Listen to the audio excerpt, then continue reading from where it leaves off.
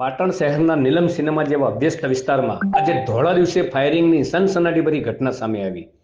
જૂની અદાવતને પગલે થયેલા આ હુમલામાં એક આધેડનું મોત નિપજતા સમગ્ર પંથકમાં ભય અને શોકનો માહોલ છવાઈ ગયો છે.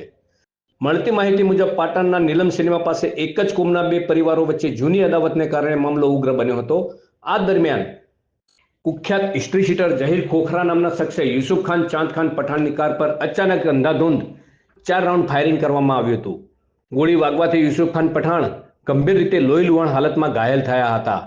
તેમને તાત્કાલિક સારવારથી હોસ્પિટલ ખસેડવામાં આવ્યા હતા, જ્યાં ફરજ પરના તબીબે તેમને મૃત જાહેર કર્યા હતા. આ ઘટનાને પગલે મૃતકના પરિવારજનો ભારે આક્રંદ જોવા મળ્યો હતો.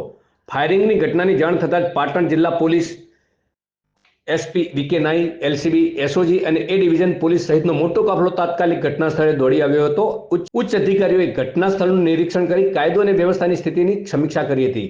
મુખ્ય આરોપી જહીર ખાન ખોખરાને ઝડપી પાડવા માટે સમગ્ર પાટણ જિલ્લામાં તાત્કાલિક નાકાબંધીના આદેશો આપવામાં આવ્યા છે. શહેરમાં શાંતિ જળવાઈ રહે અને કોઈ અનિચ્છનીય બનાવ ન બને તે માટે સંવેદનશીલ વિસ્તારોમાં ચુસ્ત પોલીસ બંદોબસ્ત પણ ગોઠવવામાં આવ્યો છે.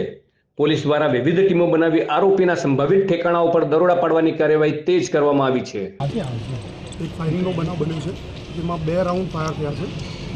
પ્રેમા બેસની માહિતી એવી છે કે યુસુફભાઈ નામના વ્યક્તિ ઉપર ફાયર થયું છે અને ઝહીર ખોખરા અન્ય બીજા માણસો ભેગા થઈ અને જ્યારે ગાડીમાં અહીંયાથી પસાર થતા ત્યારે એના ઉપર 2 રાઉન્ડ ફાયર કરવામાં આવ્યું છે.